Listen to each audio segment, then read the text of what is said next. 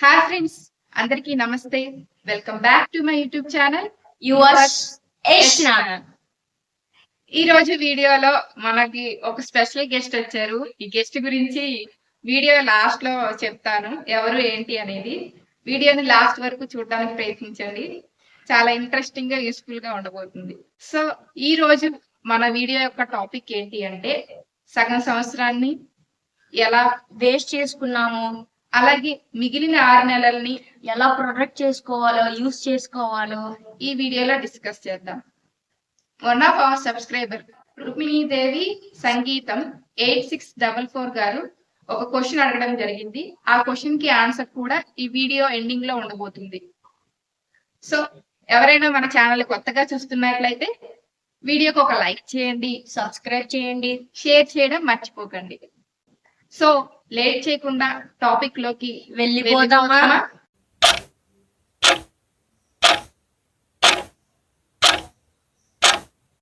2024 సంవత్సరం మొదలైంది. జనవరి నెలంతా సంక్రాంతి పండగని, తర్వాత తెలుగు ఫిలిం ఇండస్ట్రీలో రిలీజ్ అయిన పెద్ద పెద్ద హీరోల సినిమాల మీద ఫోకస్ పెట్టి ఆ నెలంతా వేస్ట్ చేసుకున్నాము. న్యూ ఇయర్ సెలబ్రేషన్స్ అని కూడా జనవరి మంత్ అంతా వేస్ట్ చేసేసాం. దాని తర్వాత ఫిబ్రవరి నెలలో వ్యాలంటైన్స్ డే వచ్చింది. దాని గురించి ఆ వీక్ అంతా కొంతమంది స్టడీస్ మీద ఫోకస్ చేయకుండా దాని మీద టైం వేస్ట్ చేసుకున్న వాళ్ళు కూడా ఉంటారు. అలాగే సీరియల్స్ అని, వెబ్ సిరీస్ అని సంవత్సరం మొదటి 2 నెలలు అలాగే ఈజీగా ఆడుతూ పాడుతూ గడిపేశాం. ఇంకా మార్చ్, ఏప్రిల్, మే నెలల్లో ఐపీఎల్ అంటూ ఆ టైం మొత్తం వేస్ట్ చేసాం. జూన్ నెలలో T20 వరల్డ్ కప్ మొదలయ్యింది. అది జరిగింది అమెరికాలో అయినా రాత్రి 12 గంటలకి, పొద్దున్న 6 గంటలకి లేచి మరీ చూస్తున్నాను. ఐపీఎల్ మ్యాచెస్ మీద పెట్టిన టైం ని మీరు ఎలా ప్రొడక్టివ్ గా యూజ్ చేసుకోవాలో నెక్స్ట్ మాట్లాడబోతున్నాను. అలాగే ఏప్రిల్ లో జరిగిన ఎలక్షన్స్ కి ముందంతా క్యాంపెయిన్ చేశారు, దాని తర్వాత ఓటు వేశారు, వేశాక ఇప్పుడు రిజల్ట్స్ కూడా అనౌన్స్ చేశారు. మీకు నచ్చిన నాయకుడిని మీరు ఎన్నుకున్నారు, అయిపోయింది. సో ఇప్పటికైనా మీరు 6 నెలలు వేస్ట్ చేసిన కాలాన్ని ఎలాగూ వెనక్కి తీసుకురాలేరు కాబట్టి మిగిలిన 6 నెలల్ని ఎలా ప్రొడక్టివ్ గా యూజ్ చేసుకోవాలో ఇప్పుడు మాట్లాడుకుందాం. బిగ్ బాస్ కూడా రాబోతుంది. ఐపీఎల్ మ్యాచ్ మీద 3 months ఇన్వెస్ట్ చేశాము.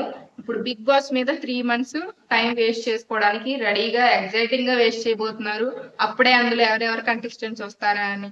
ఆ వీడియోస్ కి వచ్చే వ్యూస్ ని చూస్తుంటే నిజంగా అసలు లైఫ్ లో ఎవరికి వాళ్ళ లైఫ్ ని సరిదిద్దుకోవాలనే ఇంట్రెస్ట్ కంటే ఈ టీవీలో వచ్చే game shows, reality game shows మీద ఉండే ఇంట్రెస్ట్ చాలా ఎక్కువైపోయింది.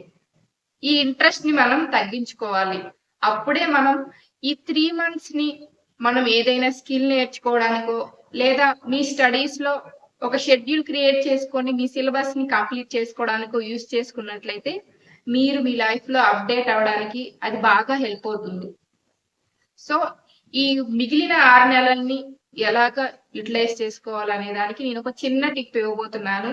ఇది చాలా మందికి తెలిసే ఉంటుంది, బట్ అయినా ఒక్కసారి నేను గుర్తు చేస్తున్నాను. ఈ 6 నెలల్ని ఇప్పటికైనా సరిగ్గా యూటిలైజ్ చేసుకోవాలని ఒక జస్ట్ నేను రిమైండర్ లాగా మీకు చెప్తున్నాను అంతే. మీకు ఉండే గోల్స్ ఏవైతే ఉన్నాయో అవి ఒక పేపర్ మీద రాసుకోండి. ప్రతిరోజు అసలు ఇంపార్టెంట్ పని ఇది చేస్తే నేను ఈ మంత్ లో చేయాల్సిన ఇంపార్టెంట్ పని అని రాసుకోండి, లేదా ఈ డేలో నేను కంప్లీట్ చేయాల్సిన మెయిన్ థింగ్ అని రాసుకోండి. లిస్ట్ అవుట్ చేసుకున్న థింగ్స్ లో ఏదైతే ఇంపార్టెంటో దానికి ఫస్ట్ ప్రియారిటీ ఇచ్చి ఆ టాస్క్ ని కంప్లీట్ చేయండి. ఆ డేని ప్రొడక్టివ్ గా యూజ్ చేసుకోండి. ఎంటర్టైన్మెంట్ కోసం మీ లైఫ్ లో మీరు సగం టైం కేటాయించవచ్చు, తప్పలేదు. ఎంటర్టైన్మెంట్ కోసం రోజు 1 hour టీవీ గానీ, మొబైల్ గానీ చూడొచ్చు. అదే సర్వస్వం, అదే లోకం అని ఉండిపోకుండా రియల్ లైఫ్ లో మనం ఎలా ఉన్నాము, ఏ స్టేజ్ లో ఉన్నాము అని గుర్తించండి. సో అలాగే ఈ టిప్ ని ఫాలో అవుతూ మీకున్న మినిమం గోల్స్ ని ఈ ఇయర్ లో కంప్లీట్ చేసి 2024 ని సక్సెస్ఫుల్ గా యూటిలైజ్ చేసుకున్న వాళ్ళలో మీరు కూడా జాయిన్ అవ్వండి. సక్సెస్ఫుల్ గా వేస్ట్ చేసుకున్నామా లేదా సక్సెస్ఫుల్ గా యూటిలైజ్ చేసుకున్నామా అనేది మన మైండ్ సెట్ బట్టే ఆధారపడి ఉంటుంది. ఇప్పటికీ మించిపోయింది ఏమీ లేదు. ఈ 6 నెలల్ని నేను చెప్పిన టిప్ ఫాలో అవుతూ ప్రొడక్టివ్ గా యూటిలైజ్ చేసుకోవడానికి ట్రై చేయండి. 2024 లో లైఫ్ ని సీరియస్ గా తీసుకొని చాలా గోల్స్, ఎయిమ్స్ ని అచీవ్ చేయాలనుకున్న వారు మీలో ఎంతమంది అట్లీస్ట్ సగం గోల్స్ అయినా అచీవ్ చేశారో కింద కామెంట్ సెక్షన్ లో మెన్షన్ చేయండి. అలాగే ఎవరైతే సక్సెస్ఫుల్ గా 6 నెలల్ని వేస్ట్ చేసుకున్నారో వాళ్ళ కోసమే ఈ వీడియో ప్రత్యేకంగా. మన సబ్స్క్రైబర్ రుక్మిణి దేవి సంగీతం 8644 గారు అడిగిన క్వశ్చన్ ఏంటి అంటే, ఆవిడకి రీసెంట్ గా యాక్సిడెంట్ అయిందంట. దాని నుంచి ఆవిడ రికవర్ అవ్వలేకపోతున్నారు. అదేంటంటే ఆవిడ బయట రోడ్ మీద ట్రాఫిక్ సిగ్నల్ క్రాస్ చేసేటప్పుడు ఆవిడకి ఏ వెహికల్ చూసినా ఆమెకి జరిగిన యాక్సిడెంట్ గుర్తు రావడం, పక్కన ఎవరైనా చేయి పట్టుకొని రోడ్డు దాటిస్తే కానీ దాటలేకపోవడం ఇలాంటివి జరుగుతూ ఉన్నాయి. సో ఈ రోజు మన గెస్ట్ కి అలాగే ఒక ఇన్సిడెంట్ జరిగింది. చిన్నప్పుడు తను ఆడుకుంటున్నప్పుడు, చిన్నప్పుడు అంటే ఏ క్లాస్? 5th class. తను 5th క్లాస్ లో ఉన్నప్పుడు ఒక కుక్క కరిచింది. కరిచిన తర్వాత నుంచి తనకి కుక్కలంటే భయం పోయిందా, లేదా తను ఫస్ట్ లో ఎలా ఫీల్ అయ్యేవాడు, భయపడుతూనే ఉన్నాడా ఇప్పటికీ అనే ఇన్సిడెంట్ గురించి ఈ రోజు మన గెస్ట్ ఎక్స్ప్లెయిన్ చేయబోతున్నారు. సో తన ఎక్స్పీరియన్స్ విన్నాక నేను మళ్ళీ మాట్లాడతాను. అసలు ఏం జరిగింది 5th క్లాస్ లో? 5th క్లాస్ లో నేను టిఫిన్ కి వెళ్తున్నప్పుడు ఒక పిచ్చి కుక్క కరిచింది. కరిస్తే హాస్పిటల్ కి తీసుకెళ్లారు. మొత్తం చుట్టు కట్టారు. తర్వాత అది నయమైంది. అలానే ఉంది. అప్పటి నుండి ఇక దగ్గరగా ఏ కుక్కను చూసినా భయం వేస్తూ ఉండేది. అలా కొంచెం 6th క్లాస్ వరకు ఉంది.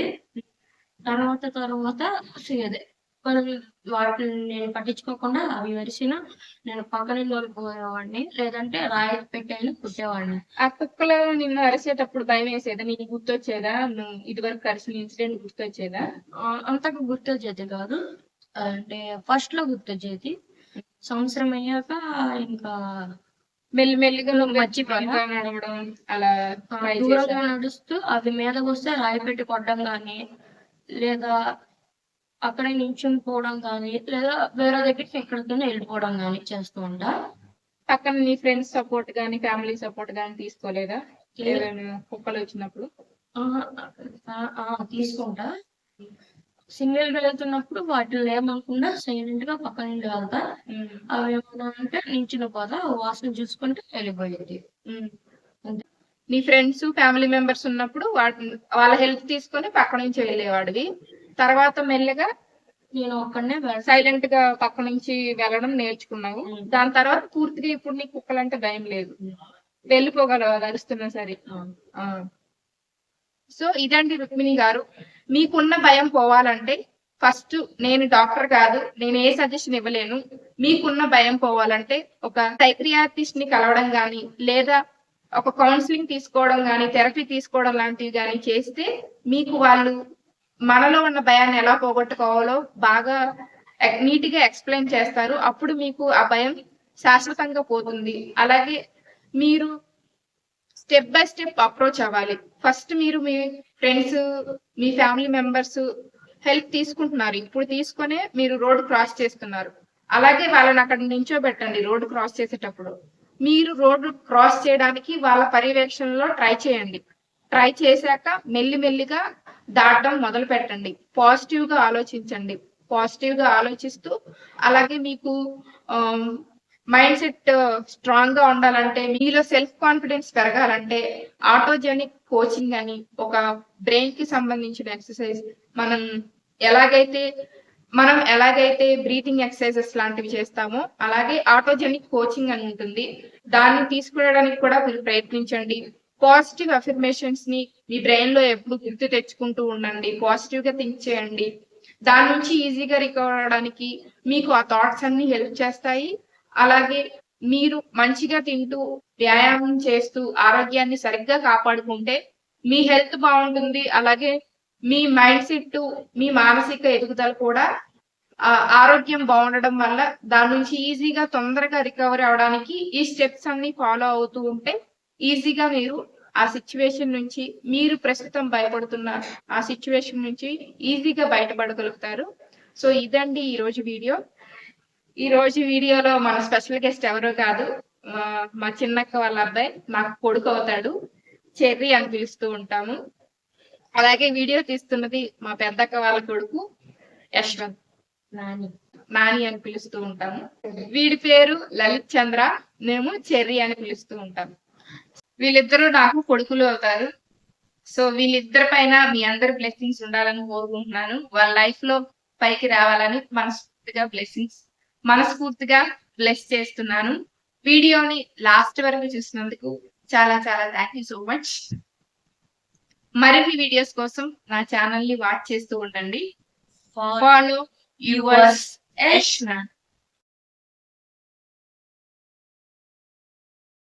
ఇంకా నువ్వే చెప్పు ఎలక్షన్స్ జూన్ నెలలో. Welcome back to my YouTube channel yours Yashna. అభివృద్ధి అవ్వకుండా ఎంటర్టైన్మెంట్ జోన్ లోనే మనం